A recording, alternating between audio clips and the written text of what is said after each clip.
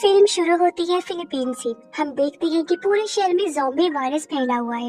हर कोई इसकी लपेट में आ गया है। सभी लोग इस वायरस का शिकार होकर एक दूसरे को काट रहे थे। पर इसी शहर में रहने वाला एक आदमी जिसका नाम फ्रांसिस था, वो और उसकी फैमिली खुशकिस्मती से अभी तक इस वायरस से बचे हुए थे। फ्रांसिस की फैमिली में उसकी वाइफ और 2 बेटे थे, जिनके साथ वो अपने गाँव वाले घर में जा रहा था, क्योंकि उनकी सोच थी कि ज़ॉम्बी वायरस सिर्फ शहर में ही फैला होगा, गाँव अभी तक बचा हुआ होगा। तो इस उम्मीद के साथ वो वहाँ जा रहे थे ताकि हम वहाँ महफूज रह सके और ज़ॉम्बी होने से बच जाएंगे। अब गांव में फ्रांसिस की मॉम डैड भी रहा करती थी। जैसे ही लोग अपने घर में आए, फ्रांसिस अपने डैड के रूम में जाता है। ये देखकर उसकी होश उड़ जाती है कि उसके डैड ने गन से खुद को शूट करके अपनी जान ले ली है, क्योंकि वो खुद भी एक ज़ॉम्बी बन गई थी। तो उन्होंने सोचा कि इन खूंखार ज़ॉम्बी जैसा बनने से तो अच्छा मैं अपनी जान ही ले लूं। मगर फ्रांसिस को दुख होता है उनकी मौत से। उसे बुरा भी लग रहा था कि मैं क्या सोच कर यहाँ आया था और क्या हो गया। अब वो अपने डैड की गन अपने पास रख लेता है, क्योंकि इस तरह के हालात में हथियार अपने पास रखना चाहिए। फिर वो कमरे से बाहर आता है, पर ये देखकर उसकी होश उड़ जाती है कि उसकी मॉम खून में लथपथ वहाँ खड़ी है। उनका जिस्म कटा कटा है,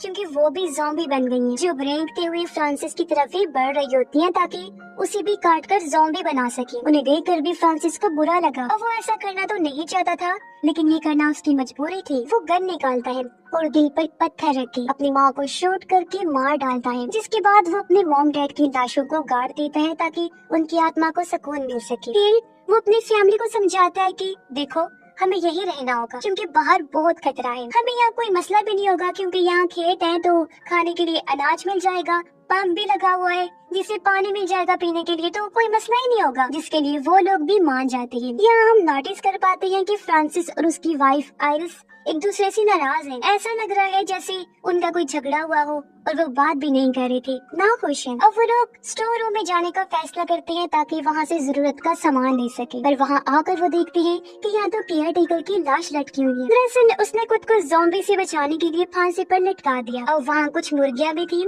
जो पिंजरे में बंद होती है। फ्रांसिस अपने बड़े बेटे को कहता है कि केयर टेकर की जेब से चाबियां निकालो और मुर्गियों को आजाद करके यहाँ मेरे पास लेकर आओ। अब उसका बड़ा बेटा बहुत डरा हुआ था, जो देखकर फ्रांसिस कहता है, अरे ये टाइम डरने का नहीं है, बल्कि यूँ समझो कि ये तुम्हारी ट्रेनिंग ही है एक तरह से, कि अगर कभी कोई ज़ॉम्बी तुम्हारे सामने आ जाए तो तुम उसे ना डरते हुए खुद को बचाने की कोशिश करो। जो सुनकर धीरे धीरे वो आगे बढ़ा। केयर टेकर की जेब से चाबियां लेने की कोशिश करता है, मगर वो इतना घबराया हुआ था कि लाश उसके ऊपर गिर जाती है और वो उसको लेकर नीचे गिर गया। अब इससे तो उसकी सांसें अटक जाती हैं। उसके ऊपर खून लगा हुआ था, इसलिए वो पंप के पास जाकर खून साफ करता है। ये देखकर आइरिस को गुस्सा आ गया। अपने बड़े बेटे के जाने के बाद वो फ्रांसिस को कहती है कि ये सब कुछ तुम अभी से उसे क्यों सिखा रहे हो, बच्चा है अभी वो। इस पर फ्रांसिस चिढ़कर कहता है, क्या बच्चा है भाई, ये सब बातें सोचने का टाइम नहीं है, अगर जिंदा रहना है तो ये सब तो सीखना पड़ेगा। अब यहाँ हम नोटिस कर पाते हैं कि फ्रांसिस अपने बड़े बेटे से ज्यादा छोटे से प्यार करता था, बड़े पर उसकी ज्यादा तवज्जो नहीं थी। अब ऐसा क्यों था, आखिर क्यों अपने बच्चों में वो फर्क करता था, इसका जवाब हमें जल्दी पता चल जाएगा। शाम को सारे काम शाम चेक करने के बाद फ्रांसिस और आइरिस बेसमेंट में जाते हैं, जहाँ आकर फ्रांसिस बौखला गया। वो घबराने लगता है। असल में फ्रांसिस को बचपन में उसके डैड छोटी छोटी गलती पर बहुत मार पीट करती थी और सारा सारा दिन उसे बेसमेंट में कैद करके रखती थी। और आज यहाँ आने की वजह से फ्रांसिस को वो सब कुछ याद आ गया था, जिस वजह से उसकी ये हालत हो रही थी। पर आइरिस उसे समझाती है कि संभालो खुद को, ऐसी मत करो। इसके बाद वो लोग खाना खाने बैठ जाते हैं। फ्रांसिस का बड़ा बेटा बताता है कि मेरे दोस्त ने मुझे मैसेज किया था कि मैं अपने मॉम डैड के साथ पहाड़ के पास बने कैंप में जा रही हूँ, जो जगह बिल्कुल महफूज है और वहाँ और भी बचे हुए लोग रह रहे हैं, तो मेरे ख्याल से हमें भी वहाँ चलना चाहिए। पर ये सुनकर फ्रांसिस साफ साफ मना कर देता है, कहता है कि नहीं, हम कहीं नहीं जाएंगे, क्योंकि वहाँ तो हमें ठीक से खाना पीना भी नहीं दिया जाएगा, और यहाँ देखो हमारे पास खाने पीने का सब कुछ है, किसी चीज की कमी नहीं है, तो हम यही रहेंगे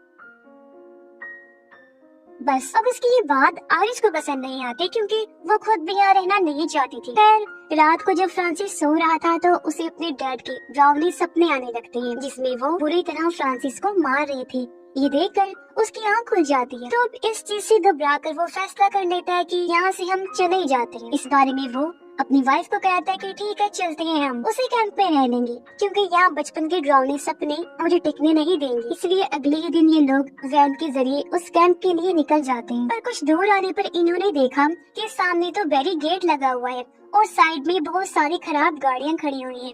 क्योंकि बैरिकेड रास्ता रोकने के लिए लगाया गया था। आयरिस गाड़ी से उतरकर वो बैरिकेड हटाने जाती है, पर तभी एक डरावना सा ज़ॉम्बी वहाँ आकर हमला करने की कोशिश करता है। ये देखकर फ्रांसिस फौरन गन लेकर बाहर आया और ज़ॉम्बी को शूट करके मार देता है। पर गोली की आवाज से अब वहाँ बहुत सारे ज़ॉम्बीज आ जाते हैं, जिनसे बचने के लिए वो लोग गाड़ी में छुप जाते हैं। फिर फ्रांसिस एक बम बाहर फेंककर सभी ज़ॉम्बीज को उड़ा देता है। पर यहाँ सबसे बड़ी मुसीबत ये हो गई थी कि उनकी वैन तो खराब हो गई थी। अब इसीलिए ये पैदल ही चलने लगते हैं और दूसरा कोई और रास्ता इनके पास नहीं था गांव से बाहर जाने का, इसलिए वो वापस गांव में ही आ जाते हैं। फिर अगली सुबह फ्रांसिस जाकर अपनी खराब वैन को ठीक कर लेता है, पर इस बारे में वो अपनी फैमिली के लोगों को नहीं बताता, क्योंकि उसने जहन बना लिया था कि वो लोग यही रहेंगे। वो सोचता है कि गांव में तो मुझे बस बुरे सपने ही सताएंगे, ना कि ये ज़ॉम्बी। तो इसीलिए कुछ भी हो जाए हम यही रहेंगे, क्योंकि बाहर बहुत सारे ज़ॉम्बीज हैं। इसीलिए वो घर को और अच्छे से ठीक कर लेता है, लाइट्स वगैरह भी लगा लेता है। फिर अपनी फैमिली के साथ डांस करने लगा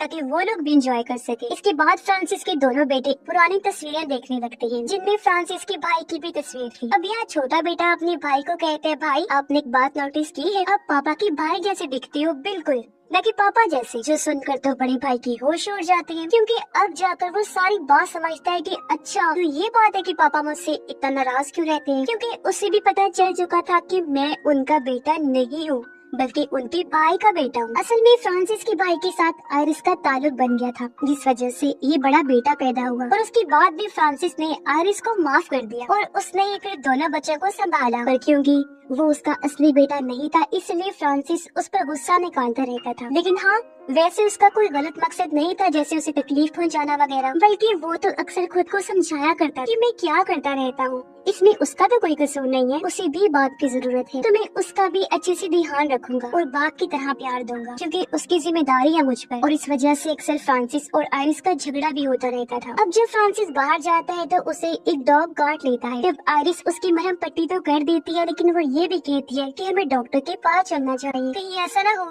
कि तुम्हें डॉग वाला जहर फैल जाए। ये सुनकर फ्रांसिस कहता है कि उस डॉग के गले में पट्टा था, जिससे लग रहा था कि वो पालतू कुत्ता है और ऐसे डॉग्स में जहर नहीं हो सकता, तुम फिक्र ना करो, कुछ नहीं होगा मुझे। इसके बाद फ्रांसिस का बड़ा बेटा उसे कहता है, पापा मैं भी अपनी फैमिली के लिए कुछ करना चाहता हूँ, ताकि जरूरत पड़ने पर मैं काम आ सकूं। फ्रांसिस कहता है, बेटा अभी तुम छोटे हो और अगर तुम खुद को बड़ा समझते हो और तुम्हें लगता है कि तुम अपनी फैमिली को बचा लोगे, तो ये बताओ कि हमें बचाने के लिए तुम किसी की जान ले सकते हो। इस पर वो हाँ में जवाब देता है, कहता है कि जी पापा, अपनी फैमिली को बचाने के लिए मैं किसी की भी जान ले सकता हूँ। इसीलिए फ्रांसिस उसे गन देकर सामने शूट करने को कहता है। अब उसका बेटा काफी डरा हुआ था, पर फ्रांसिस उसे और डराते हैं ताकि उसके अंदर का सारा डर ही निकल जाए। तभी यहाँ पर आयरिस और उनका छोटा बेटा भी आ गया। ये देखकर आयरिस कहती है कि तुम क्या करवा रहे हो इससे, अभी वो ये करने के काबिल नहीं हुआ। फ्रांसिस देख नहीं रहे कि वो कितना डरा हुआ है। अब अपनी माँ की ये बात सुनकर वो शूट कर देते हैं, पर गोली की आवाज सुनकर वहाँ ज़ॉम्बीज़ आना शुरू हो जाते हैं। इसलिए वो लोग अपनी जान बचाने के लिए घर की तरफ भाग जाते, पर ज़ॉम्बीज़ भी उनका पीछा करते करते घर तक आ गई थी। लेकिन इससे पहले वो घर में घुसते तभी वहाँ एक बड़ी गाड़ी में कोई आ जाता है, जो लाइट जलाकर हॉर्न देकर ज़ॉम्बीज़ का ध्यान अपनी तरफ करता है। जैसे ही ज़ॉम्बीज़ का ध्यान गाड़ी पर गया, वो आदमी गाड़ी लेकर वहाँ से चला जाता है और ज़ॉम्बीज़ भी पीछे पीछे भाग जाते हैं, जिससे उन लोगों की जान बच पाती है। पर फ्रांसिस ने उस गाड़ी को पहचान लिया था, जो गाड़ी दरअसल उसके भाई की थी। जी हाँ, वही भाई जिसके साथ उसकी बीवी की ताल्लुक थी और बड़ा बेटा था जिसका। तो इसीलिए अगले दिन फ्रांसिस अपने भाई से मिलने गया। वो काफी गुस्से में था। उसका भाई कहता है कि शांत हो जाओ भाई, मैं बस ये देखने आया था कि मॉम डैड ठीक है या नहीं। फ्रांसिस बताता है कि वो तो कब के मर गई है और उसे गन दिखाकर कहता है कि तुम्हारा भी अब यहाँ कोई काम नहीं है, चलो निकलो यहाँ से, वरना अभी के अभी तेरे सर में गोली मारकर जान ले लूंगा, समझे। तो वो कहता है, अरे अरे भाई, मैं यहाँ पर रहने नहीं आया हूँ, ठीक है ना। जो कहकर वो उसे एक नक्शा देते हुए कहता है कि सुनो है पहाड़ के पास एक कैंप है, ये वहीं जाने का नक्शा है, अगर जाना हुआ तो चले जाना, वहाँ मैं भी वहीं जा रहा हूँ, तुम्हारी जान बच जाएगी। इतना कहकर वो गाड़ी में बैठकर वहाँ से निकल जाता है उस कैंप में जाने के लिए। पर फ्रांसिस अपने भाई की मदद लेना नहीं चाहता था, इसलिए वो नक्शे को जलाने लगता है। पर अचानक वो रुक गया, सोचता है कि क्या पता ये नक्शा मुसीबत में काम आ जाए। जो सोचकर वो नक्शा अपने पास रख लेता है। वापस घर आने पर वो खिड़कियों पर लकड़ियाँ लगा देता है ताकि ज़ॉम्बीज़ लकड़ियों की वजह से अंदर ना सके। अब उनका छोटा बेटा खेलते हुए बेसमेंट में जाता है, जहाँ उसे खिड़की से बाहर एक बड़ा ज़ॉम्बी दिखाई देता है, जिससे बच्चे की हालत खराब हो जाती है। तभी उसे आकर आयरिस संभालती है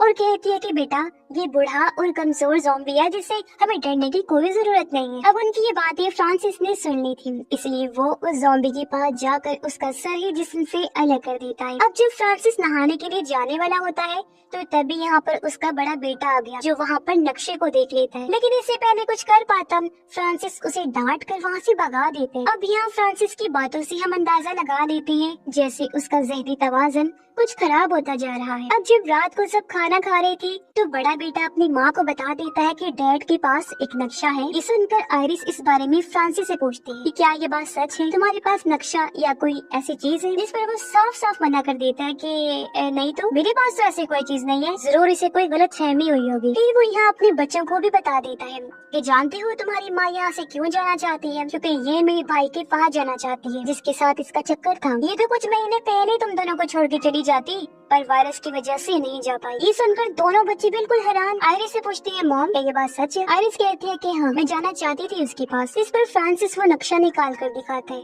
और सबके सामने जलाते हुए कहता है कि कोई कहीं नहीं जाएगा, सब यही रहेंगे क्योंकि ये मेरा आखिरी फैसला है। अब हालांकि आयरिस उसे ऐसा करने से रोकती भी है लेकिन वो नहीं रुकता, पूरा नक्शा जला ही डालता है। फिर तो वो लकड़ियों से मेन दरवाजा भी बंद कर देता है ताकि कोई बाहर ही न जा पाए। वो ये बहाना लगाता है कि बाहर ज़ॉम्बी घूम रहा है तो इसीलिए दरवाजा बंद करना ही ठीक रहेगा ताकि वो अंदर न घुस जाए। ये सुनकर बड़ा बेटा कहता है पापा आप झूठ बोल रहे हैं, बाहर तो कोई ज़ॉम्बी नहीं है, आप हमें बस यहाँ कैद करके रखना चाहते हैं। ये सुनकर तो फ्रांसिस का इतना दिमाग खराब हो जाता है कि वो अपने बड़े बेटे को थप्पड़ मार देता है और कहता है कि तेरी हिम्मत कैसे इस तरह बात करने की, क्यों बोले तुम बीच में, तुम मेरी औलाद नहीं है इसलिए बीच में बोलने का तेरा कोई काम नहीं बनता। अब तभी दरवाजे पर एक जख्मी सिपाही आकर दस्तक देता है, उससे मदद की जरूरत थी। फ्रांसिस कहता है कि चले जाओ यहाँ से, हम तुम्हें अंदर आने नहीं देंगे। अब वो सिपाही वायरस का शिकार नहीं हुआ था इसलिए बड़ा बेटा जबरदस्ती दरवाजा खोलकर सिपाही को अंदर लेकर आ जाता है। सिपाही बताता है कि मैं पहाड़ के पास बने उस कैंप में रहता हूँ लेकिन आज वहाँ ज़ॉम्बीज़ का हमला हो गया जिस वजह से पूरा ही कैंप तबाह हो गया। तब एक आदमी गाड़ी लेकर वहाँ आया जिसने ही मुझे उन ज़ॉम्बीज़ से बचाया। उसने मुझे इस घर का एड्रेस देते हुए कहा कि तुम वहाँ चले जाओ, वो मेरे भाई का घर है, तुम वहाँ आराम से रह सकते हो। सच पूछो तो बहुत ही भला इंसान था और वो यहाँ फ्रांसिस के भाई की ही बात कह रहा था। फिर कहता है कि अब न जाने वो जिंदा भी होगा या नहीं, क्योंकि मैं तो बचकर निकल गया था लेकिन उसे ज़ॉम्बीज़ ने चारों तरफ से घेर लिया था। जो सुनकर आयरिस भी काफी दुखी हो जाती है, ये सोचकर कि वो भी नहीं रहा मगर वो सिपाही को इस घर में रहने की इजाजत दे देती।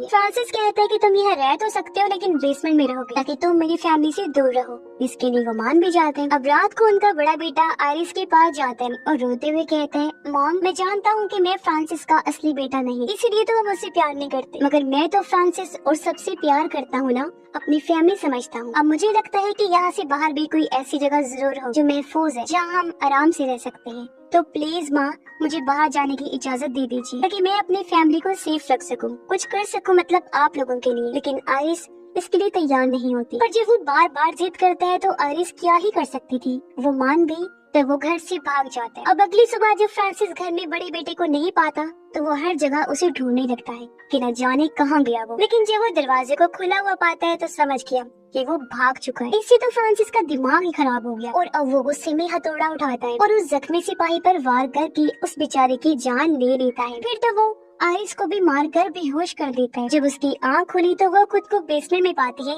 जहाँ छोटा बेटा भी था, क्योंकि फ्रांसिस ने दोनों को ही बेसमेंट में बंद कर दिया था, जिसका मतलब था कि वो और पागल हो गया है। तभी उसकी नजर उसी कुत्ते पर गई जिसने फ्रांसिस को काटा था। फ्रांसिस उसे पकड़कर मार डालता है और स्टोव का माँ से खाने के लिए उन दोनों के पास लेकर जाता है। पर जब आयरिस ने उसे खाने से मना किया तो गुस्से में फ्रांसिस प्लेट ही पटाखे मारता है। प्लेट में चाकू था, वो जब नीचे गिरा तो आयरिस उसे छुपाने का सोचती है ताकि उसकी मदद से खुद को आजाद कर लो। लेकिन बेचारे की किस्मत कहाँ इतनी अच्छी थी, क्योंकि तभी फ्रांसिस भी चाकू देख लेता है और उसे उठाकर अपने पास रख लेता है। एक बार फिर दोनों को बेसमेंट में बंद करके वहाँ से बाहर चला जाता है। पर यहाँ आयरिस एक प्लान बनाती है और वो अपने बेटे को जोर से चीखने को कहती है। उसके बेटे ने जैसे चीख मारी, आवाज सुनकर फ्रांसिस बेसमेंट में आ जाता है और उसके आते ही आयरिस उस पर हमला कर देती है। फिर अपने बेटे को लेकर आराम से बाहर आ गई और फ्रांसिस को वहीं कैद कर देती है। ये देखकर फ्रांसिस को अपने डैड के ख्याल आने लगते हैं कि किस तरह उसके डैड का जुल्म बहुत ज्यादा होता था उस पर। इस वजह से वो काफी डर जाता है। अब जब आयरिस और छोटा बेटा बेसमेंट से बाहर आते हैं तो तभी यहाँ पर फ्रांसिस का भाई आ जाता है, जिसकी हालत बहुत खराब होती है क्योंकि वो भी ज़ॉम्बी बन गया था। वो दोनों पर हमला करने लगता है तो अपनी जान बचाने के लिए वो भागने लगते हैं, पर उसने आयरिस को पकड़ लिया था। अपने भाई की आवाज सुनकर फ्रांसिस को गुस्सा आने लगता है। वो सोचते है कि कहीं ये मेरी फैमिली को भी ज़ॉम्बी ना बना दे। और अब जैसे उसका भाई आयरिस को काटने वाला होता है तभी बेसमेंट का दरवाजा तोड़कर फ्रांसिस बाहर आ गया। वो अपने भाई को मारकर साइड में करता है, फिर शूट करके उसकी जान ले लेता है। तभी यहाँ पर रोते हुए उनका छोटा बेटा आ जाता है क्योंकि फ्रांसिस के भाई ने उसकी बाजू पर काट लिया था, यानी कि अब वो भी वायरस का शिकार हो जाएगा, ज़ॉम्बी बन जाएगा। ये देखकर वो घबरा गई, सोचती है कि ओह शिट, ये क्या हो गया, ओह माय गॉड, क्या होगा। पर आयरिस हिम्मत करके अपने बेटे का वो बाजू काट देती है ताकि वायरस पूरे जिस्म में न फैले, और उसके जख्म की पट्टी करके फ्रांसिस को कहती है कि वैन लेकर आओ, जल्दी से इसे हॉस्पिटल लेकर जाना है। तो फ्रांसिस जल्दी से वैन के पास भागते हैं, लेकिन यहाँ पर उनका बड़ा बेटा जो गन लेकर खड़ा था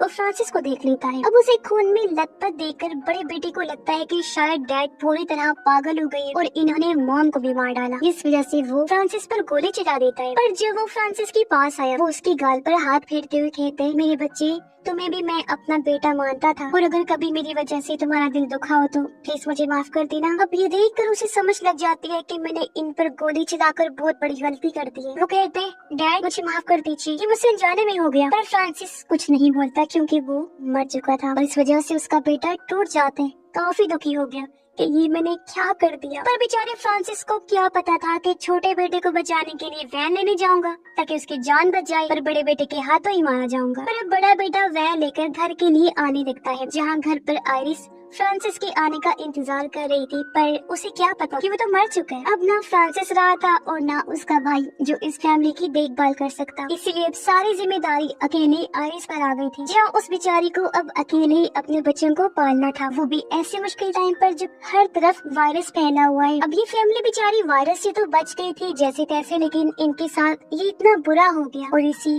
सैड एंडिंग के साथ ये फिल्म भी इधर ही खत्म हो जाती है।